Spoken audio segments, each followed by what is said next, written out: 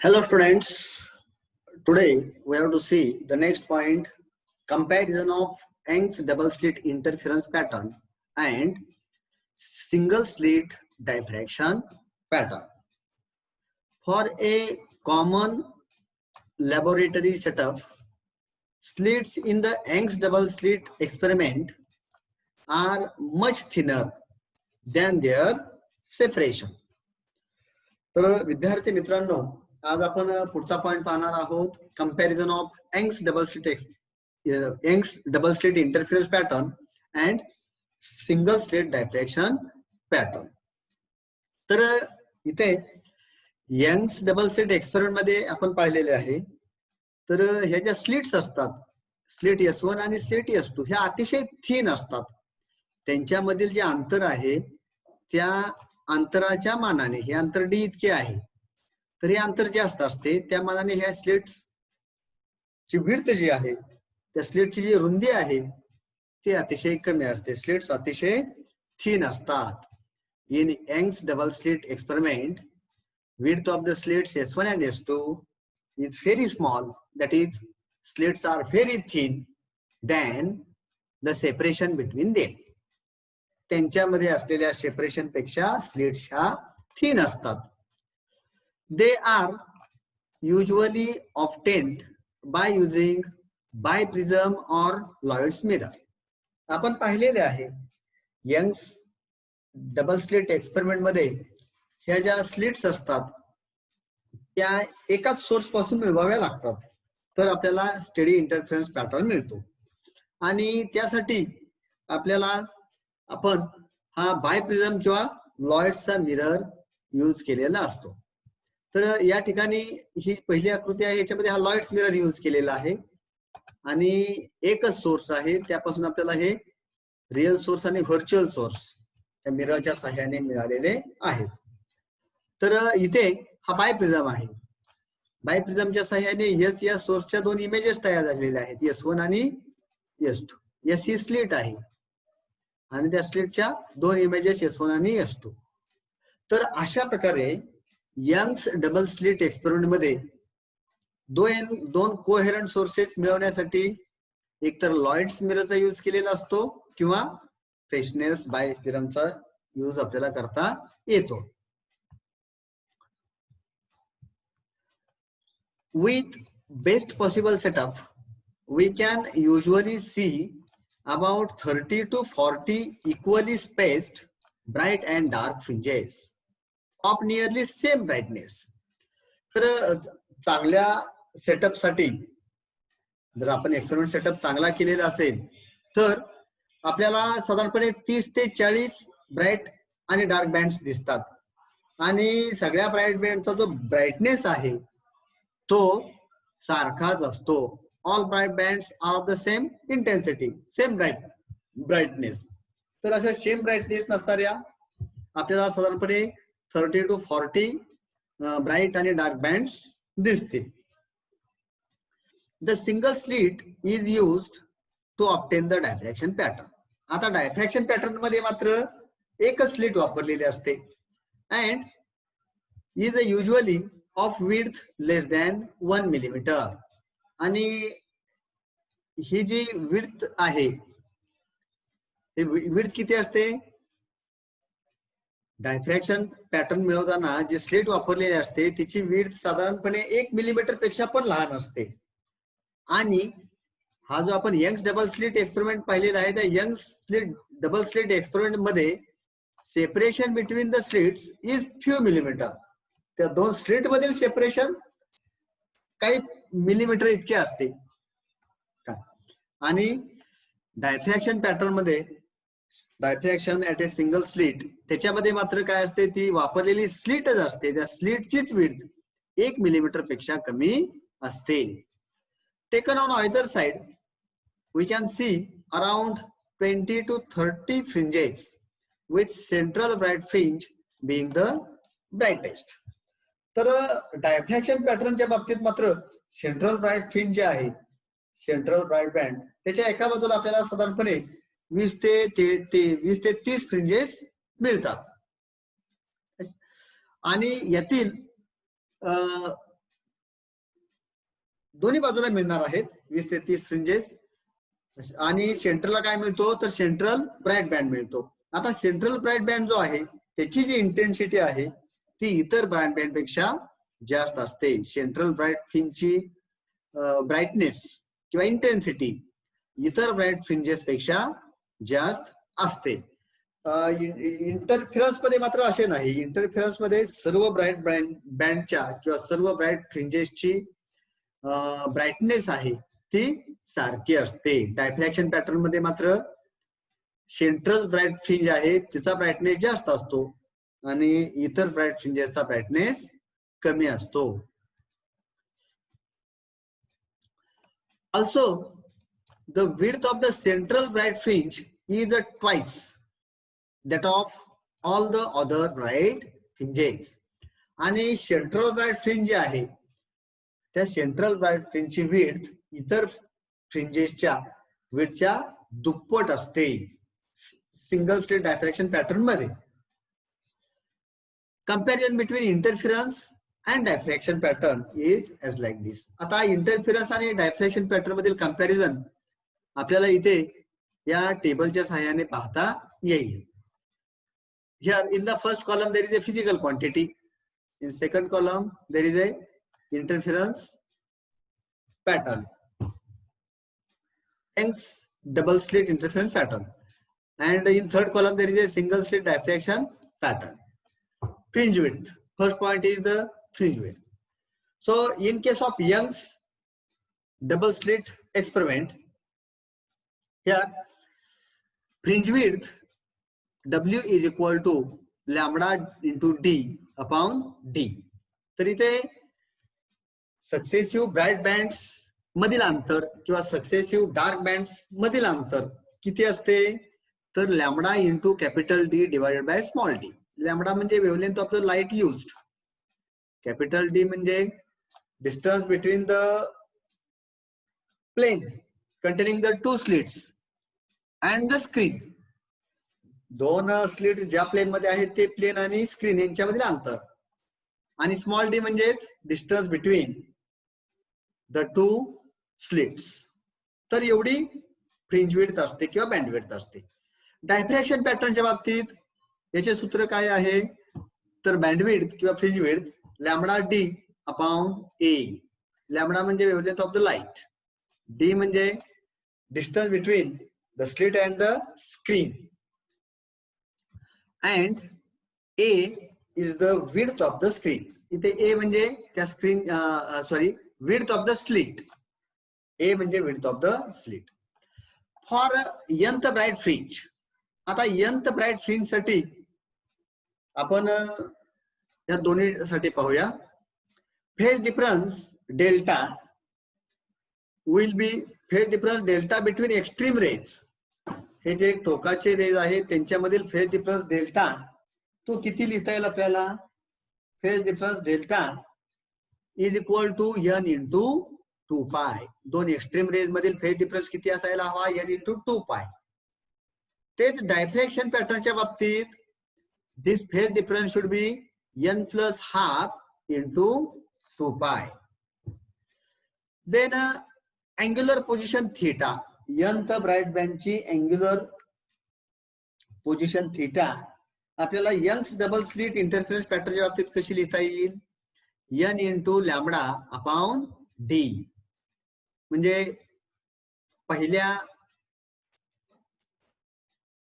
Angular position पहिल्या bright fringe साठी हा अँगल थीटा किती असायला हवा तर n into lambda upon D.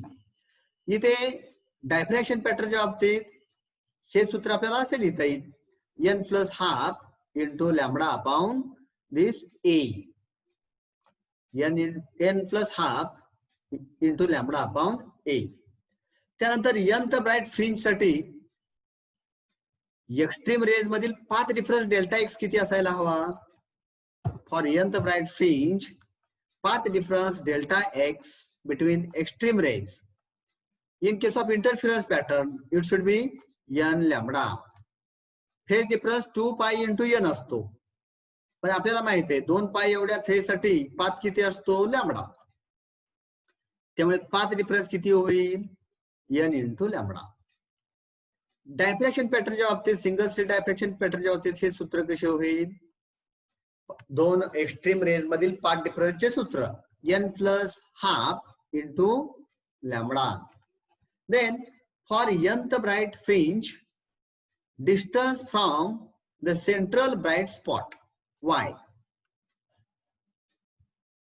In interference pattern, it is given as n into lambda d, n into lambda into capital D divided by small d. But this lambda into capital D is nothing but the W, that is the fringe width. Therefore, it is equal to n into W. तर एका विशिष्ट bright स्पॉटचे किंवा विशिष्ट bright फ्रिंजचे जे central bright spot पासूनचे अंतर आहे ते आपल्याला या सूत्राने देता येईल.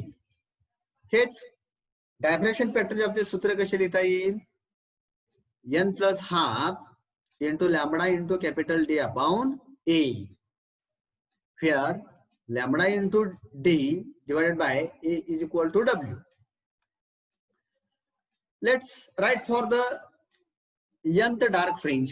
आता nth dark fringe साठी हे कंपॅरिझन आपल्याला कसं करता येईल तर इंटरफेरन्स पॅटर्नच्या बाबतीत एक्स्ट्रीम रेज आहेत त्या एक्स्ट्रीम रेज मधील फेज डिफरन्स या सूत्राने देता येईल n मायनस हाफ इंटू 2 पाय. For nth dark fringe phase difference delta between extreme rays is n minus half into 2 pi. For single slit diffraction pattern, this phase difference between extreme rays will be n into 2 pi. तर कडेचे extreme म्हणजे कडेचे जे raise आहेत त्यांच्यामधील phase difference किती असला पाहिजे interference पॅटर्नच्या बाबतीत n मायनस हाफ इंटू 2 पाय. डायफ्रॅक्शन पॅटर्नच्या बाबतीत n इंटू 2 पाय. त्यानंतर nth डार्क फ्रिंज साठी अँग्युलर पोझिशन जे आहे theta. For nth dark fringe angular position theta is n minus half into lambda upon D. And in case of diffraction pattern, it is n into lambda upon A. n into lambda upon A. तर angular position जे आहे कोणताही dark fringe असेल पहिला dark fringe दुसरा dark fringe तिसरी dark fringe चौथी dark fringe तर त्यासाठी अँग्युलर पोझिशन थीटा जे आहे किंवा अँगल आहे तो अँगल किती असला पाहिजे इंटरफेरन्सच्या बाबतीत n minus half into lambda upon D आणि डायफ्रॅक्शन पॅटर्नच्या बाबतीत n into lambda upon A. Now for nth dark fringe, path difference delta x between the extreme rays is n minus half into lambda. Path difference किती असला पाहिजे n minus half into lambda. म्हणजे फेजच्या बाबतीत आपण 2 पाय लिहिले ना फेज डिफरन्स, पण 2 पाय एवढ्या फेज साठी पाथ किती असतो लॅम्बडा असतो, म्हणून हे इक्वेशन असे झाले. आणि डायफ्रॅक्शनच्या बाबतीत हे सूत्र कसे होईल it is equal to n lambda. Now distance from the central bright spot y. आता n नंबरच्या डार्क फ्रिंजचे सेंट्रल ब्राइट स्पॉट्स पासून किंवा सेंट्रल ब्राइट फ्रिंज पासूनचे अंतर कसे देता येईल n minus half into lambda D, lambda into capital D divided by small d means n into W. Or sorry, in case of diffraction pattern, this distance from the central bright spot y is given by n into lambda into capital D divided by small a, which is equal to nW. तर एखाद्या विशिष्ट dark फ्रिंजचे central bright fringe पासून किंवा central bright spot पासूनचे अंतर जे आहे ते आपल्याला n minus half into lambda capital D upon small d बरोबर nW हे इंटरफेरन्स पॅटर्नच्या बाबतीत लिहिता येईल. तर डायफ्रॅक्शन पॅटर्नच्या बाबतीत हेच अंतर कसे लिहिता येईल, n into lambda capital D upon small a, म्हणजेच n इंटू डब्ल्यू. तर इथे इंटरफिरन्स पॅटर्न जो आहे त्या इंटरफिरन्स पॅटर्न मध्ये बँडची इंटेन्सिटी आणि हे जे अँगल थीटा आहे त्यांच्यामधील व्हेरिएशन अशा प्रकारे आपण देऊ शकतो. इथे अँगल हे डिग्री मध्ये आहे, 0 डिग्री, 5 डिग्री, 10 डिग्री, 15 डिग्री. मग जसा अँगल बदलेल त्याप्रमाणे इंटेन्सिटी कशी बदलते, तो जो ग्राफ आहे इंटरफिरन्स पॅटर्नच्या बाबतीत तो ह्या ए या आकृतीमध्ये दिलेला आहे. This figure here shows the variation of intensity with this angle. Here variation of the intensity with this angle theta in case of the single slit diffraction pattern is as like this. Here at 0 degree there will be such a central bright band, and as angle changes variation in the intensity is as like this. तर single slit डायफ्रॅक्शन पॅटर्नच्या बाबतीत intensity आणि angle theta यांचा graph हा असा दाखवलेला आहे. 0 जेव्हा अँगल 0 असेल तर त्या ठिकाणी आपल्याला सेंट्रल ब्राईट फ्रिंज तयार झालेले दिसेल आणि नंतर इंटेन्सिटी व्हेरिएशन कशी आहे ते या ग्राफ मध्ये दाखवलेले आहे फिगर बी मध्ये. Here this is the figure C. And in this figure C, diffraction pattern produced by double slit is shown here. इथे डबल स्लिट मुळे डायफ्रॅक्शन पॅटर्न कसा तयार होईल हे या आकृतीमध्ये दाखवलेले आहे. तर इथे हा जो डायफ्रॅक्शन पॅटर्न आहे तो त्याचा एन्व्हलप जो आहे त्याचा जो एन्व्हलप आहे तो सिंगल स्लिट सारखाच आहे. सिंगल स्लिट डायफ्रॅक्शन पॅटर्न मुळे जसा एन्व्हलप होतो इथे तसा याचा एन्व्हलप आहे. आणि इथे हे जे बँड्स आहेत ब्राईट आणि डार्क बँड्स किंवा त्यांचे इंटेन्सिटी व्हेरिएशन जे आहे ते इंटेन्सिटी व्हेरिएशन इथे डायफ्रॅक्शन पॅटर्न मध्ये दाखवल्याप्रमाणे जसे आहे इकडे तशा प्रकारे हे आहे. हे तुम्हाला अशा प्रकारे हे दाखवलेले आहे. Here what pattern will be observed due to diffraction from two slits rather than one? In this case, pattern will be decided by diffraction pattern of the individual slits. In this case, pattern will be decided by the diffraction pattern of the individual slits as well as by the interference between them. तर या ठिकाणी डायफ्रॅक्शन pattern कसा decide केला जातो तर त्या individual slits मुळे निर्माण होणारा डायफ्रॅक्शन पॅटर्न आणि त्यांच्यामध्ये पुन्हा इंटरफिरन्स सुद्धा होतो. The pattern is as shown in figure as shown in this figure. तर असा हा पॅटर्न असेल. इथे इंटरफिरन्स सुद्धा आहे आणि डायफ्रॅक्शन सुद्धा आहे. म्हणजे पहिल्या आकृतीमध्ये जसा इंटरफिरन्स आहे इथे इंटरफिरन्स झालेला आहे आणि दुसऱ्या आकृतीमध्ये डायफ्रॅक्शन आहे. तर जर आपण double slit diffraction pattern produce केला तर त्यामध्ये सुद्धा आपल्याला काय दिसेल तर इथे इंटरफिरन्स सुद्धा आहे आणि सिंगल स्लिट मुळे झालेला डायफ्रॅक्शन जसा असतो तसा सुद्धा पॅटर्न मिळतो. There are narrow interference fringes similar to those in Young's double slit experiment. Young's double slit experiment मध्ये जशा इंटरफिरन्स फ्रिंजेस मिळतात तशा याच्यामध्ये नॅरो इंटरफिरन्स फ्रिंजेस मिळतात. But the varying brightness and the shape of their envelope is that of the single slit diffraction pattern. पण जो brightness आहे brightness variation आणि एन्व्हलपचा जो शेप आहे तो सिंगल स्लिट डायफ्रॅक्शन पॅटर्न सारखा असतो. Let's see difference between the interference and diffraction. तर आता आपण जे पाहिले ते comparison between interference and diffraction. Interference due to A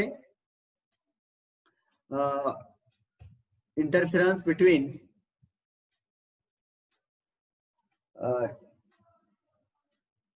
Young's double slit, comparison between Young's double slit interference pattern and single slit diffraction pattern.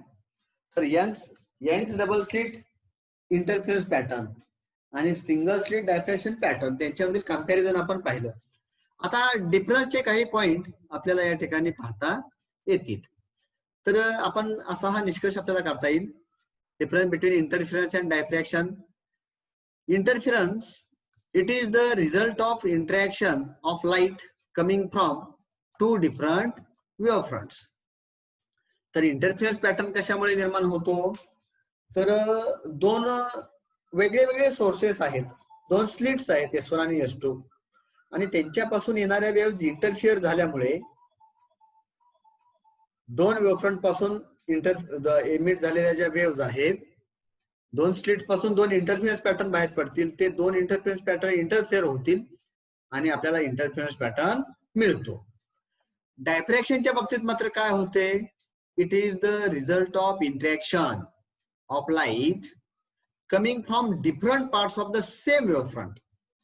एकाच वेव्हफ्रंटच्या वेगळ्या वेगळ्या पार्ट्स पासून आपल्याला हा डायफ्रॅक्शन पॅटर्न मिळतो. तर डायफ्रॅक्शनच्या बाबतीत आपण पाहिले एकच स्लिट वापरलेली असते. इंटरफेरन्सच्या बाबतीत आपण काय करतो? दोन स्लिट वापरतो.